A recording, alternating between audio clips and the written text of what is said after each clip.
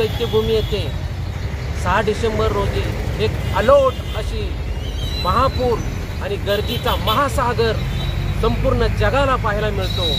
त्याचं कारण असे की 6 डिसेंबरच्या दिवशी सर्व भारतीय, सर्व जगातील सर्व बाबासाहेबांचे अनुयायी त्या ठिकाणी बाबासाहेबांना वंदन करण्यासाठी, बाबासाहेबांना प्रणाम करण्यासाठी मोठ्या भक्तीनं, मोठ्या अंतकरणानं त्या ठिकाणी येत असतात।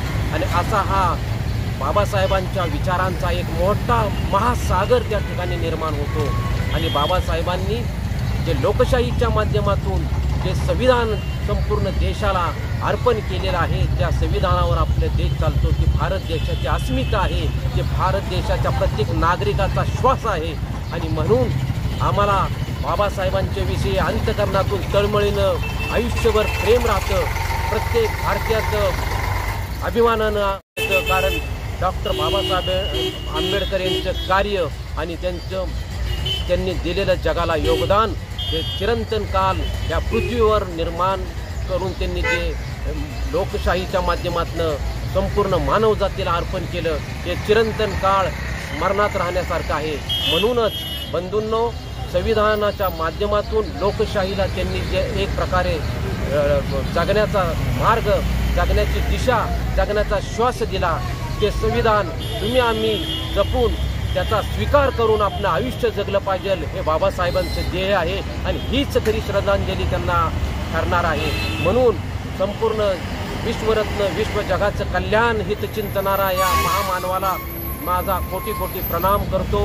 आणि संपूर्ण देशभरातून, संपूर्ण राज्यातून, जगातून आणि बाबासाहेबांना मानवंदना, बाबासाहेबांना प्रणाम करण्यासाठी त्या ठिकाणी अलोट अशा गर्दीतून लोक त्या ठिकाणी उपस्थित राहतात।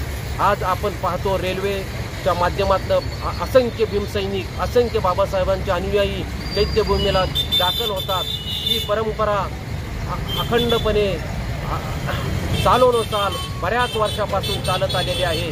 आणि त्या ठिकाणी बाबासाहेबांवर प्रेम करणारे, त्यांचे चाहते, त्यांचे अनुयायी त्या ठिकाणी बाबासाहेबांना प्रणाम करण्यासाठी येत असतात। आणि बाबासाहेबांनी दाखवलेल्या मार्गांचा, बाबासाहेबांनी दिलेल्या विचारांच्या तो अनमोल खजिना, त्या वाटेवर चालण्याची ती जीवनशैली, ती पद्धत आपल्याला स्वीकार करून जगायचं, ही मनोभावना मनामध्ये ठेवून त्या ठिकाणी असंख्य भीमसैनिक, असंख्य भारतीय नागरिक एकमेकाला गळ्याच्या शुभेच्छा देऊन भेटतात आणि एकमेकांना बाबासाहेबांनी असलेली प्रेरणा आपल्या रक्तातून भिनली पाहिजे। बाबासाहेबांनी दिलेला संदेश आपल्या मनामनात रुजला पाहिजे आणि बाबासाहेबांनी दिलेले या जगाला एक अनमोल असे वैचारिक ठेवीचा खजिना तुम्ही आम्ही तो आत्मसात करून आपण जीवन मार्गाचा अवलंब केला पाहिजे। हीच खरी बाबासाहेबांना श्रद्धांजली ठरेल। एवढं बोलून मी थांबतो।